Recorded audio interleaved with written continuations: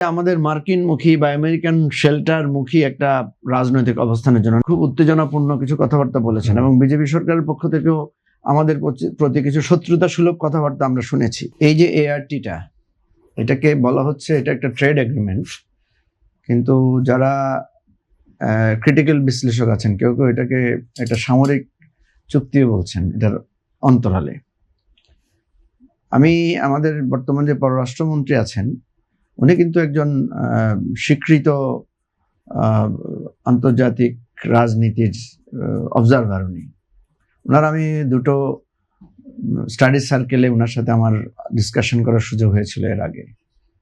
একবার উনি একটা সার্কেলে বলেছিলেন যে আমাদের বাংলাদেশের যে জিওপলিটিক্যাল অবস্থান তাতে চীনের যে রোড অ্যান্ড বেল্ট ইনিশিয়েটিভ না, যে আমাদের একটা সেকেন্ড লার্জেস্ট ইকোনমি যে রাষ্ট্রটা আছে তার উন্নয়ন, তার অর্থনীতি, তার সার্বিক জায়গাটা এত কাছে আমাদের, সুতরাং আমাদের সবচেয়ে বেশি বেনিফিট চায়না থেকে নেয়ার দরকার আছে।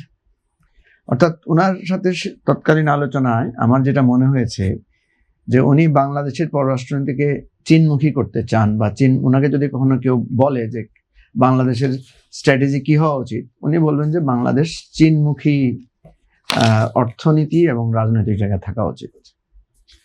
কিন্তু অদ্ভুত ব্যাপার, ওনার সাথে আবার যখন আমার অন্য একটা ডিসকাশনে বসার সুযোগ হয়েছে, তারপরে উনি দেখলাম যে ওনার মতামতটা ছিল এরকম যে না, বাংলাদেশকে আসলে ইন্দো প্যাসিফিক আমেরিকান যে প্ল্যান, ডিউ টু আমেরিকার যে বার্মা অ্যাক্টটা আমেরিকা করেছে, এবং আমাদের এখানে যে রোহিঙ্গা ইস্যুটা আমাদের এ জায়গার জন্য জিওপলিটিক্যাল কারণে খুবই গুরুত্বপূর্ণ।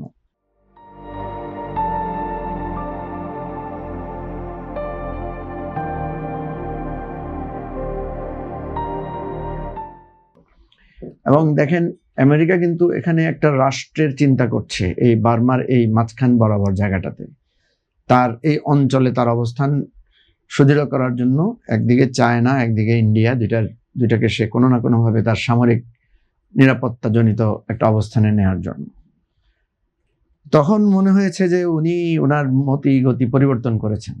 উনি প্রথমটাকে যদি আমি বুঝে থাকি যে উনি চান যে বাংলাদেশ চীনমুখী হওয়া দরকার, আর পরেরটাতে আমি বুঝেছি যে উনি যেটা বলতে চান যে বাংলাদেশকে আসলে আমেরিকামুখী আমাদের বৈদেশিক নীতি স্থাপন করা দরকার। আমরা যদি আওয়ামী লীগের বৈদেশিক নীতি দেখি, আওয়ামী লীগ আসলে পুরোপুরি ভারতের হাতে তার যে অবস্থানটা তৈরি করেছিল, যে ভারতমুখী একটা পররাষ্ট্রনীতি, যে ভারতের চোখ দিয়ে সারা দুনিয়াকে দেখা, অর্থাৎ ভারতের নীতিকে অনুসরণ করা। আমরা দেখেছি যে 2008-এর পরে বাংলাদেশ যে রাজনৈতিক পরিমণ্ডলে প্রবেশ করেছে, এবং এটা হচ্ছে আপনার বারাক ওবামা তৎকালীন সময়ে আমরা দেখলাম যে ওনার পররাষ্ট্রনীতিতে উনি এই অঞ্চলকে ভারতের মধ্য দিয়ে পরিচালনা করেছেন, যার কারণে পরবর্তীতে যখন মার্কিন কূটনীতিকদের সাথে আমাদের আলোচনা হতো, তারা বারবার বলতো যে আমরা আর ভারতের চোখ দিয়ে বাংলাদেশকে দেখতে চাই না। তার মানে এখানে এস্টাবলিশড হয়েছিল যে এখানকার লোকাল এজেন্ট হচ্ছে আমেরিকা, সেটা হচ্ছে India, due to China content policy তাদের। এখন দেখেন ডক্টর খলিল সাহেব যখন অন্তর্বর্তীকালীন সরকারের সাথে সম্পৃক্ত হলেন, তখন কিন্তু উনি দায়িত্বটা নিয়েছেন, বা যে দায়িত্বটা তাকে দেওয়া হয়েছে সেটা হচ্ছে ফার্স্ট টাইমে উনি হচ্ছেন রোহিঙ্গা বিষয়ক হাই রিপ্রেজেন্টেটিভ। সেখানে আমরা দেখলাম উনি আন্তর্জাতিকভাবে লবি করলেন রোহিঙ্গাদেরকে কিভাবে ফেরত পাঠানো যায়, এই ডিসকাশনটা উনি করলেন। এখানে জাতিসংঘের মহাসচিবকে নিয়ে এসে একটা হাই প্রোফাইল ট্যুর হলো, নানা ধরনের এক্সপেকটেশন ডেভেলপ করলো, এবং এরই মধ্য দিয়ে আমরা দেখলাম যে হঠাৎ করেই ট্রাম্পের আমাদের যে আপনার রেসিপ্রোকাল আমরা এইটা জানি, যদি আমরা এখনকার ইসে আসি যে আর কি প্রধানমন্ত্রীর সফরটাকে আপনি কিভাবে, আমি ওইটার সাথে রিলেট করে বলছি যে এই ট্রেড এগ্রিমেন্টটা সাথে কিছুটা মিলে যে ওই যে আমাদের মার্কিনমুখী বা আমেরিকান শেল্টারমুখী একটা রাজনৈতিক অবস্থানের জন্য, নাহলে আপনি দেখবেন যে এখানে যে 131টা শর্ত এবং 32 পৃষ্ঠার যে বিবরণ, এখানে আমাদের স্বার্থের জায়গা আছে কম বেশি 8-10টা, আর বেশিরভাগ স্বার্থেই সবকিছুতে আমাদের এক ধরনের মার্কিন নির্ভরতার ব্যাপার আছে।